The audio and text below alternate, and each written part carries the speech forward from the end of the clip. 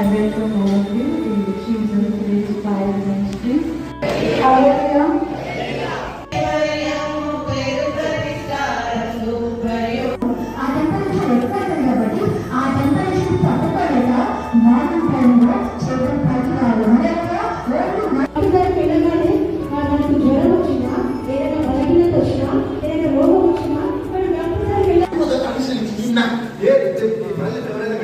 Who are going to be unstoppable? మీరు మిమ్మల్ని ఎవరు ఆపలేరు.